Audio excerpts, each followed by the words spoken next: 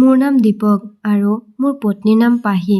মোৰ পত্নী এনে এখন ঠাইৰ য'ত সন্মানীয় মানুহে প্ৰায়ে যাবলৈ ভাল নাপায়। কিন্তু ইয়াৰ অৰ্থ এইটো নহয় যে মই এজন সন্মানীয় ব্যক্তি নহয়। মই মাত্ৰ হৃদয়ৰ ওচৰত বাধ্য আছিলোঁ কাৰোবাক পাপৰ জীৱন কটোৱাৰ পৰা উলিয়াই আনি সন্মানৰ জীৱন দিয়াটো কেনেধৰণৰ পাপ। এনেকুৱা হৈছিল যে এবাৰ মোৰ বন্ধু কেইজনমানে মোক মুম্বাইৰ সেই গলিটোলৈ জোৰকৈ লৈ গৈছিল, য'ত কেৱল সুন্দৰী আৰু সুন্দৰীয়ে আছিল।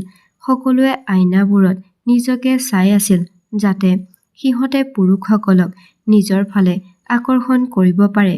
মই তালৈ কেৱল লগৰবোৰৰ লগত বাধ্যত পৰিহে গৈছিলোঁ। কিন্তু পাহি নামৰ বেশ্যালয়ৰ নৃত্যশিল্পী এজনীয়ে মোক মত আগবঢ়াবলৈ আহিলে। তেতিয়া মই থতমত খাইছিলোঁ। তাইক দেখি মই স্তম্ভিত হৈ পৰিলোঁ। আকাশৰ পৰা যেন এজনী পৰী নামি আহিছে। তাইৰ মদ্যপান কৰা চকু দুটাত মই ডুব গৈ থাকিলোঁ।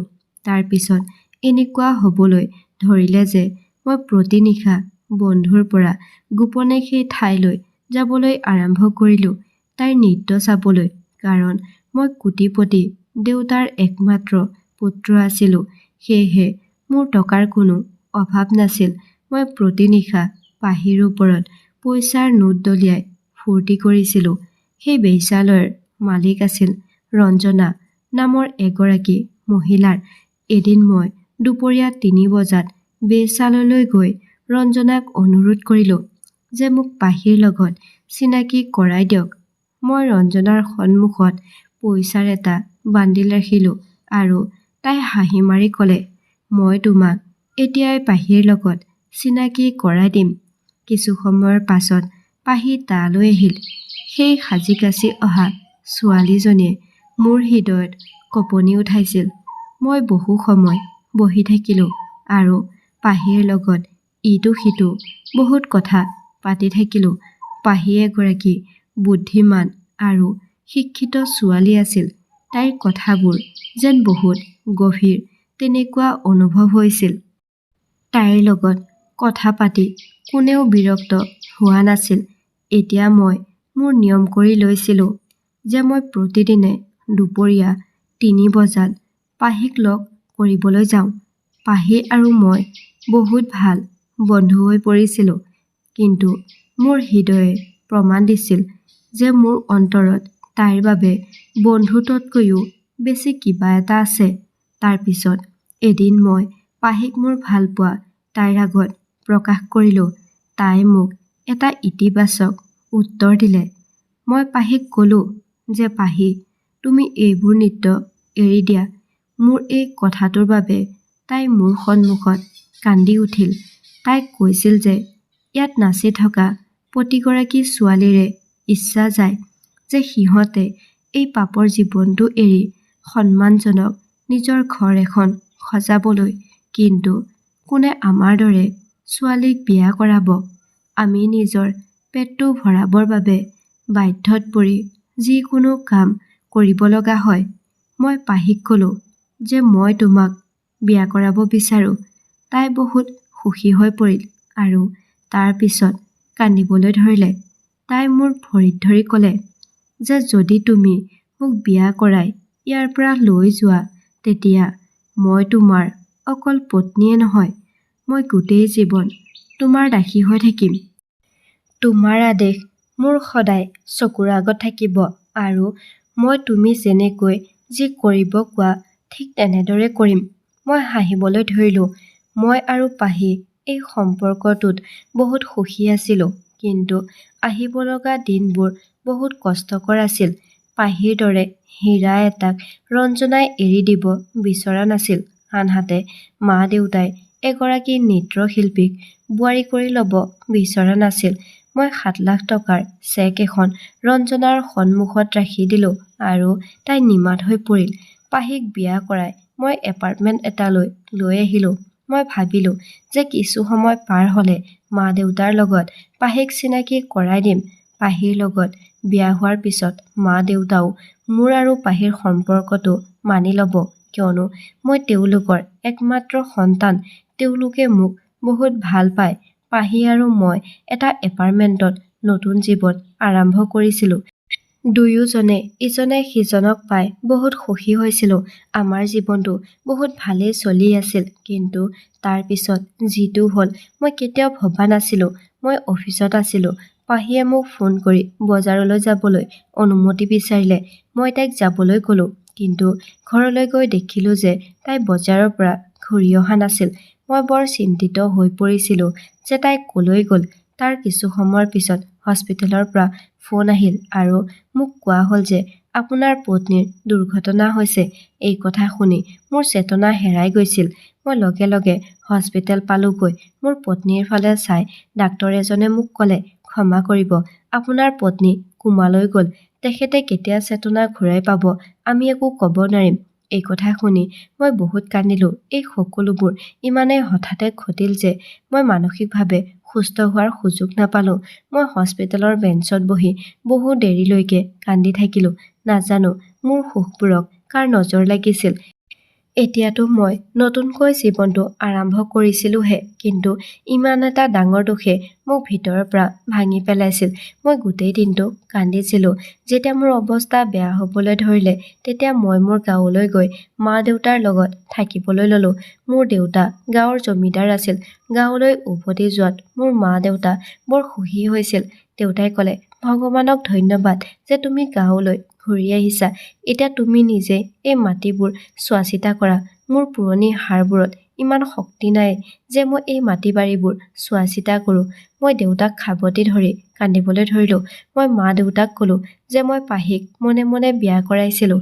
আমাৰ বিয়া হোৱা মাত্ৰ 2 মাহ হৈছিলহে যেতিয়া তাইৰ দুৰ্ঘটনা হৈছিল আৰু এতিয়া তাই কোমাত আছে।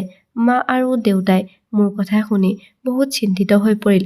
মই দেউতাক ক'লোঁ যে মই পাহিক হস্পিটেলত অকলে এৰি থৈ ইয়াত থাকিব নোৱাৰোঁ। আপুনি পাহিৰ স্বাস্থ্যৰ বাবে ভগৱানৰ ওচৰত প্ৰাৰ্থনা কৰিব। মই দেউতাক প্ৰতিশ্ৰুতি দিলোঁ যে যেতিয়া পাহি ভাল হ'ব তেতিয়া মই গাঁৱলৈ উভতি আহিম আৰু মা-দেউতাই মোৰ এই কথাত সন্মতি দিলে আৰু তাৰ পিছত মই পুনৰ চহৰলৈ উভতি আহিলোঁ। পাহি 2 সপ্তাহ ধৰি কোমাত আছিল। মই প্ৰতিদিনে ঘণ্টাৰ পিছত ঘণ্টা ধৰি হস্পিটেলৰ বেঞ্চত বহি আছিলোঁ। কিন্তু ডাক্তৰে মোক পাহিক লগ কৰিবলৈ নিদিলে। তেওঁ কৈছিল যে আমি ৰোগীৰ ওচৰত কাকো বহু সময় ধৰি থাকিব দিব নোৱাৰোঁ। ডাক্তৰে মোক প্ৰতিদিনে 10 মিনিট পাহিৰ ওচৰত থাকিবলৈ দিছিল। মই সেই 10 মিনিটতে সন্তুষ্ট আছিলোঁ। মই পাহিৰ ওচৰলৈ যোৱাৰ অনুমতি পোৱাৰ লগে লগে মই কান্দি কান্দি পাহিক কওঁ যে পাহি, তুমি কিয় ভাল নোহোৱা? তুমি সোনকালে ভাল হোৱা। তোমাৰ অবিহনে মই জীয়াই থাকিব নোৱাৰোঁ। মোৰ এনে লাগিছিল যেন তাই মোৰ কথা শুনি আছে আৰু তাই ভাল হৈ গৈছে। তাৰ পিছত মই মাত্ৰ এইটোৱে কৈ থাকিলোঁ যে পাহি সোনকালে ভাল হোৱা। মই মা আৰু দেউতাকো আমাৰ সম্পৰ্কটোৰ বাবে মান্তি কৰাইছোঁ। কিন্তু তাই উঠা নাছিল আৰু একো কোৱা নাছিল। তাৰ পিছদিনা যেতিয়া মই পাহিক লগ কৰিবলৈ হস্পিটেললৈ গ'লোঁ, তেতিয়া মই দেখিলোঁ যে পাহিয়ে হস্পিটেলৰ ইউনিফৰ্ম পিন্ধি থকা নাছিল। মই এগৰাকী নাৰ্ছক সুধিলোঁ যে পাহিয়ে কিয় হস্পিটেলৰ ইউনিফৰ্ম পিন্ধি থকা নাই। তেতিয়া তাই ক'লে যে ৰোগীজন হস্পিটেলৰ ইউনিফৰ্মৰ পৰা বিৰক্ত হয়। এতিয়া আমি আপোনাৰ পত্নীৰ কাপোৰবোৰ প্ৰতিদিনে সলনি কৰিম যাতে তাই সোনকালে তাইৰ জীৱনলৈ ঘূৰি আহিব পাৰে। এইবোৰ কথা মোৰ বাবে বহুত নতুন আছিল আৰু হস্পিটেলৰ নিয়মৰ বিষয়ে মই একো জ্ঞাত নাছিলোঁ। গতিকে মই মনে মনে ঘূৰি আহিছিলোঁ। এতিয়া মই লাহে লাহে লক্ষ্য কৰিছিলোঁ যে পাহিৰ কাপোৰবোৰ প্ৰতিদিনে সলনি হৈ থাকে। তাই যি কাপোৰ পিন্ধিছিল সেয়া একেবাৰে সাধাৰণ কাপোৰ নাছিল। সকলোবোৰ কাপোৰ বহুত দামী আছিল। এইবোৰ কথা মই একেবাৰে বুজি পোৱা নাছিলোঁ যে চিকিৎসালয়ৰ কৰ্মচাৰীয়ে তেওঁলোকে নিজেই কাপোৰ কিনি ৰোগীৰ ওপৰত পিন্ধাইছিল। এদিন দেখিলোঁ যে পাহিৰ মুখত মিঠা বৰণীয়া মেকআপৰ দাগ আছে। মই বৰ আচৰিত হ'লোঁ। মই নাৰ্ছ এগৰাকীক সুধিলোঁ যে তোমালোকে কাপোৰ সলনি কৰিছা ঠিকেই আছে, কিন্তু মুখৰ এই মেকআপৰ চিনবোৰ ক'ৰ পৰা আহে? ইয়াত এইবোৰ কি চলি আছে? মই দেখিলোঁ যে নাৰ্ছে মোৰ প্ৰশ্নত বহুত ভয় খাইছিল। এতিয়া মই পাহিক লৈ বৰ চিন্তিত হৈ পৰিলোঁ। মোৰ বৰ ভয় লাগিছিল যে তাইৰ লগত যদি কিবা ভুল চিকিৎসা হয়। গতিকে মই সিদ্ধান্ত লৈছিলোঁ যে মই সেই চিকিৎসালয়খনৰ আচল ৰহস্য বিচাৰি উলিয়াম। সেই চিকিৎসালয়খনৰ বিষয়ে বহুত সোধা-পোছা কৰিলোঁ। সকলো ফালৰ পৰা বহুত ভাল উত্তৰ পালোঁ, কিন্তু মোৰ পত্নীৰ সৈতে এইবোৰ কি ঘটি আছিল? যেতিয়া মই সন্ধিয়া পাহিক লগ পাইছিলোঁ, তাই শুই আছিল আৰু তাইৰ মুখত কোনো ধৰণৰ মেকআপ নাছিল। কিন্তু যেতিয়াই মই অফিচলৈ যোৱাৰ আগতে ৰাতিপুৱা পাহিক চাবলৈ আহিছিলোঁ, তেতিয়াই তাইৰ কাপোৰ সলনি হৈ থাকে আৰু মুখত মেকআপৰ চিন দেখা গৈছিল। এতিয়া মই ৰাতি ঘৰ নোযোৱাৰ সিদ্ধান্ত লৈছিলোঁ আৰু নিজেই চাম যে এইবোৰ কি ঘটি আছে। ডাক্তৰে মোক পাহিৰ ওচৰলৈ যাবলৈ অনুমতি নিদিয়াৰ বাবে গোটেই ৰাতি বাহিৰৰ চকী এখনত বহি থাকিলোঁ। গোটেই ৰাতিটো চোৱাংচোৱাগিৰি কৰি কটালোঁ, কিন্তু সন্দেহ কৰিব পৰা একো নাপালোঁ। এগৰাকী নাৰ্ছে ৰাতি ৩-৪ বাৰ সকলো ৰোগীকে পৰীক্ষা কৰিছিল আৰু তাই পাহিৰ ৰুমটো চেক কৰিছিল। গতিকে মোৰ মনটোৱে অলপ শান্তি অনুভৱ কৰিছিল। ৰাতিপুৱা যেতিয়া মই পাহিৰ ৰুমলৈ গ'লোঁ, তেতিয়া পাহিৰ কাপোৰ আকৌ সলনি হৈ আছিল আৰু তাইৰ মুখখন মেকআপ কৰা হৈ আছিল। এতিয়া মই বহুত আচৰিত হ'বলৈ ধৰিলোঁ। গতিকে মই আন কিবা এটা কৰাৰ কথা ভাবিলোঁ। মই হস্পিটেলখনৰ এজন জুনিয়ৰ ডাক্তৰক মোটা পৰিমাণৰ ধন দি তেওঁক মান্তি কৰালোঁ। এতিয়া মই বহুত আগ্ৰহেৰে ৰাতিটোলৈ অপেক্ষা কৰি আছিলোঁ। ৰাতি হোৱাৰ লগে লগে মই সেই জুনিয়ৰ ডাক্তৰৰ কাপোৰযোৰ পিন্ধিলোঁ আৰু পাহিৰ ৰুমলৈ গ'লোঁ। তাইৰ ৰুমত যোৱাত মোক কোনেও বাধা দিয়া নাছিল। মই পাহিৰ ৰুমৰ ফালে খোজ দিয়াৰ লগে লগে এগৰাকী নাৰ্ছ দৌৰি আহিল আৰু তাই মোৰ ওচৰলৈ আহি মোক ভিতৰলৈ যোৱাত বাধা দিবলৈ ধৰিলে। তাই মোৰ কাষৰ পৰা যোৱাৰ পিছত মই শান্ত হৈ পাহিৰ ৰুমলৈ গ'লোঁ। কিন্তু ইয়াত এইবোৰ কি আছিল? মোৰ ভৰিৰ তলৰ পৰা মাটি নোহোৱা হৈ গ'ল, কাৰণ পাহিৰ বিচনাখন খালী হৈ আছিল। পাহি বিচনাখনত নাছিল। মই বৰ চিন্তিত হৈ পৰিলোঁ আৰু ভাবিলোঁ, পাহি ক'লৈ যাব পাৰে? মই ওলাই আহিলোঁ। পাহিৰ বিষয়ে জুনিয়ৰ ডাক্তৰক সুধিলোঁ, কিন্তু তেওঁ মোক একো নক'লে। মই মুখত মাস্ক পিন্ধি পাহিৰ ৰুমলৈ অহা-যোৱা কৰি থকা নাৰ্ছগৰাকীৰ ওচৰলৈ গ'লোঁ আৰু তাইক সুধিলোঁ যে সেই ৰুমটোৰ ৰোগীজনী ক'লৈ গ'ল। তাৰ পিছত তাই ক'লে যে তাই প্ৰতিদিনে য'লৈ যায় তালৈ গৈছে। মই অনুভৱ কৰিলোঁ যে মই আৰু ইয়াতকৈ বেছি শুনিব নোৱাৰিম। মই কঁপি থকা হৃদয়ে নাৰ্ছজনীক সুধিলোঁ, তাই ক'লৈ যায়? গতিকে নাৰ্ছজনীয়ে হাঁহি এটা মাৰি ক'লে, বেছি স্মাৰ্ট হ'ব নালাগে, ছাৰ, আপুনি সকলো জানে। তাৰ পিছত মোক কিয় ফান্দত পেলাব বিচাৰিছে? আপুনি আপোনাৰ ভাগটো লৈছে। নাৰ্ছজনীৰ এই সকলোবোৰ কথা মোৰ বাবে অসহ্যকৰ হৈ আহিছিল। মই জুনিয়ৰ ডাক্তৰৰ ইউনিফৰ্মযোৰ ঘূৰাই দিলোঁ আৰু মই মোৰ নিজৰ কাপোৰ পিন্ধি পুনৰ হস্পিটেলৰ বেঞ্চখনলৈ গৈ বহি থাকিলোঁ। মই চকুৰ টিপা এটাও মৰা নাছিলোঁ। মোৰ চাব মন গ'ল যে পাহি ক'ৰ পৰা ঘূৰি আহিব, কিন্তু ৰাতিপুৱা 10 বাজিল, পাহি হস্পিটেললৈ নাহিল। এগৰাকী নাৰ্ছে মোৰ কাষেৰে পাৰ হৈ যোৱাৰ লগে লগে মই তাইক ক'লোঁ যে মই মোৰ পত্নীক লগ কৰি অফিচলৈ যাব বিচাৰোঁ। তাই ক'লে, হয়, আপুনি যাওক আৰু তেওঁক লগ কৰক। আপোনাৰ হাতত 10 মিনিট সময় আছে। মই অনুমতি পোৱাৰ লগে লগে মই খৰধৰকৈ পাহিৰ কোঠাত সোমালোঁ। তেতিয়া দেখিলোঁ যে পাহি বিচনাত শুই আছিল। আজি আকৌ তাইৰ কাপোৰ সলনি হৈ আছিল আৰু প্ৰতিদিনৰ দৰে তাইৰ মুখত মেকআপৰ চিন দেখা গৈছিল। এতিয়া মই গোটেই কথাটো বুজি পাইছিলোঁ যে পাহিক কোনোবাই ৰাতি বিচনাৰ পৰা অপহৰণ কৰে। তাইক হয়তো হস্পিটেলৰ পিছফালৰ দুৱাৰখনেৰে লৈ যায়। গতিকে মই সিদ্ধান্ত লৈছিলোঁ যে এতিয়া মই হস্পিটেলৰ পিছফালৰ দুৱাৰখনত পহৰা দিম। মই হস্পিটেলৰ মানুহবোৰৰ লগত এটা খেল খেলিবলৈ চেষ্টা কৰিলোঁ। পাহিৰ কোঠালৈ গৈ 10 মিনিটতকৈও অধিক সময় মই তাতে ৰৈ থাকিলোঁ। মই জানিছিলোঁ যে এতিয়া ডাক্তৰ এজন নিশ্চয় আহিব আৰু মোক ইয়াৰ পৰা উলিয়াই পঠিয়াব, আৰু মোৰ প্লেনৰ অনুসৰি 12 মিনিটৰ পিছত সেই কোঠাটোত এজন ডাক্তৰ আহিল আৰু তেওঁ ক'লে, ছাৰ, এতিয়া আপুনি ইয়াৰ পৰা যাব লাগিব। বেছি সময় ৰোগীৰ লগত থকাটো ঠিক নহয়। এই কথা শুনি মই মূৰ জোকাৰিলোঁ। মই ক'লোঁ, ছাৰ, মই গাঁৱলৈ 2-3 দিনৰ কাৰণে যাম। গতিকে মই হস্পিটেললৈ আহিব নোৱাৰিম। মই আপোনাক অনুৰোধ কৰিছোঁ যে মোৰ পত্নীৰ যত্ন ল'ব। যদি কিবা জৰুৰীকালীন অৱস্থা হয় তেন্তে মোক ফোন কৰিব। ডাক্তৰে মোক পাহিৰ যত্ন ল'ম বুলি আশ্বাস দিলে। গতিকে মই পাহিক লগ কৰি হস্পিটেলৰ পৰা ওলাই আহিলোঁ আৰু অফিচলৈ গ'লোঁ। সন্ধিয়া অফিচৰ পৰা উভতি আহোঁতে ছদ্মবেগ ধৰি মুখত মাস্ক পিন্ধি হস্পিটেলৰ পিছফালৰ দুৱাৰ মুখত বহি থাকিলোঁ। মাত্ৰ অলপ সময় পাৰ হৈ গৈছিলহে তেনেতে মই যি দেখিলোঁ সেয়া দেখি মোৰ হৃদয়খন ভাঙি টুকুৰা টুকুৰি হৈ গ'ল। মই পাহিক নিজ ভৰিৰে খোজ কাঢ়ি হস্পিটেলৰ পৰা ওলাই ক'ৰবালৈ গৈ থকা দেখিলোঁ আৰু তাৰ পিছত তাই এখন ডাঙৰ গাড়ীত বহি গুচি গ'ল। সেই মুহূৰ্তত মই বহুত দুখ কষ্ট বেদনা এই সকলোবোৰৰ মাজেৰে পাৰ হৈ আছিলোঁ। মোক এইবোৰে হৃদয়ত আক্ৰমণ কৰিছিল। মোৰ হৃদয়খনে হাহাকাৰ কৰি আছিল। মই ইয়াত বহি জোৰেৰে কান্দিবলৈ বিচাৰিছিলোঁ, কিন্তু পাহিৰ পিছে পিছে যোৱাটো মোৰ বাবে প্ৰয়োজনীয় আছিল। গতিকে মই পাহিৰ গাড়ীৰ পিছে পিছে যাবলৈ ধৰিলোঁ। আজি চাগে মোৰ জীৱনৰ আটাইতকৈ বেয়া দিন আছিল, য'ত মই ইটোৰ পিছত সিটো আঘাত পাই আছিলোঁ। গাড়ীখনৰ পিছে পিছে গৈ মই সেই ঠাই পালোঁ য'ৰ পৰা তাইক উলিয়াই আনি মোৰ জীৱনলৈ আনিছিলোঁ। মই তাইক সন্মান দিছিলোঁ, মোৰ ঘৰৰ নিৰাপদ 4খন বেৰ দিছিলোঁ। কিন্তু তাই কি কৰিলে? তাই যি লেতেৰাৰ পৰা ওলাইছিল, তাৰ পিছত তাই পুনৰ সেই একে লেতেৰালৈ ঘূৰি আহিল। পাহি যেতিয়া বেশ্যালয়ত প্ৰৱেশ কৰিলে, তেতিয়া 10-15 মিনিটৰ পিছত ময়ো বেশ্যালয়ত প্ৰৱেশ কৰিলোঁ।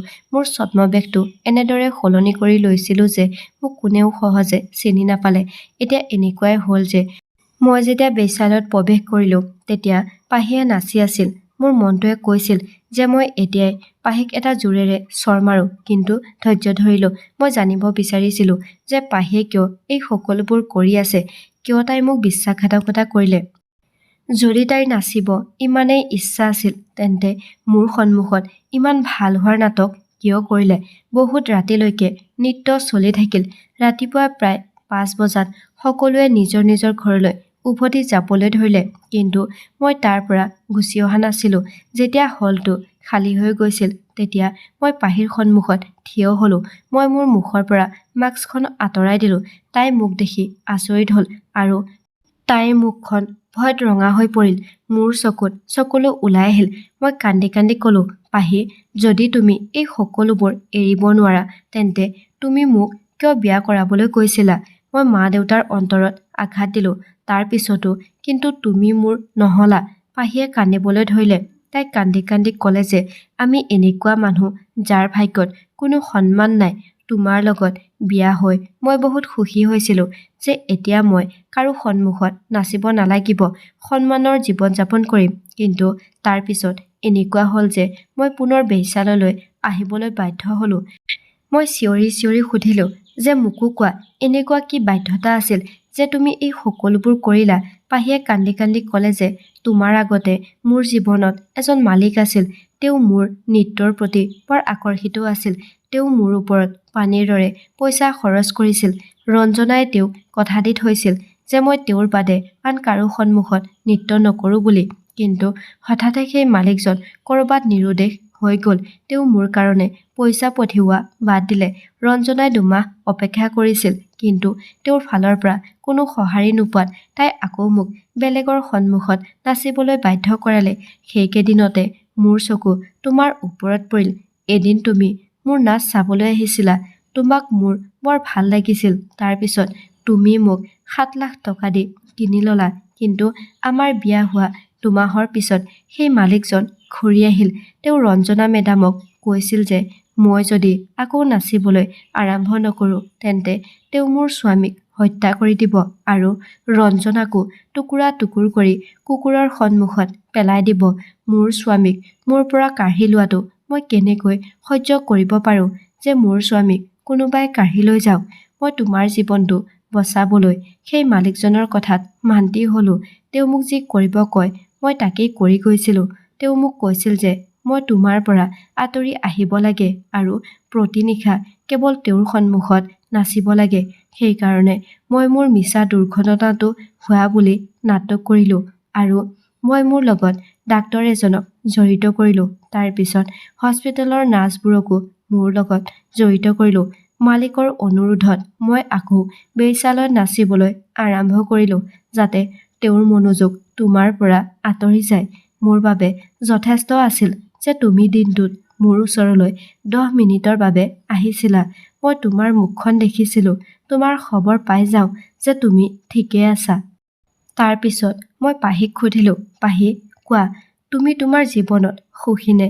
তাৰ পিছত তাই কান্দি কান্দি ক'লে, এতিয়া মই সন্মানৰ জীৱন এটাৰ আনন্দৰ সোৱাদ লৈছোঁ আৰু এতিয়া মোৰ এই বাধ্যতাৰ জীৱনটো ভাল নালাগে। মই বিচাৰোঁ যে মালিকজন আকৌ ক'ৰবাত নোহোৱা হৈ যাওক আৰু মই যাতে তোমাৰ জীৱনলৈ ঘূৰি আহিব পাৰোঁ। মই পাহিৰ হাতত ধৰি ক'লোঁ যে মোৰ এটা কথা সদায় মনত ৰাখিবা, বাহিৰৰ মানুহে সেই ব্যক্তিজনক ভিতৰি ভাঙি পেলোৱাত সফল হয়, যিজনে নেকি নিজৰ ঘৰৰ মানুহৰ পৰা কথা লুকায়। যদি তুমি মোক সেই মালিকজনৰ কথা ক'লা হয় তেন্তে নিশ্চয় কিবা এটা ৰাস্তা ওলাল হয় আৰু তুমিও ইমান অসুবিধাৰ সন্মুখীন হ'ব নালাগিলহেঁতেন। পাহিক সান্তনা দি সেই মালিকজনৰ বিৰুদ্ধে থানাত গোচৰ দিয়া হ'ল আৰু তাৰ পিছত পুলিচে তেওঁক লৈ গ'ল। এতিয়া মোৰ প্ৰতিশ্ৰুতি অনুসৰি মই গাঁৱলৈ উভতি আহিলোঁ। মা দেউতাই পাহিক মুকলি মনেৰে নিজৰ বোৱাৰীৰ ৰূপত আঁকোৱালি ল'লে আৰু পাহিয়ে আমাৰ গাঁৱৰ পৰিৱেশটো আঁকোৱালি লৈছিল। এই ধৰণেৰে পাহি আৰু মোৰ জীৱনটো আকৌ এবাৰ নতুনকৈ আৰম্ভণি হৈছিল। এই কাহিনীটোৰ বিষয়ে আপোনাৰ মতামত কি কমেণ্ট কৰি জনাবলৈ নাপাহৰিব। ধন্যবাদ।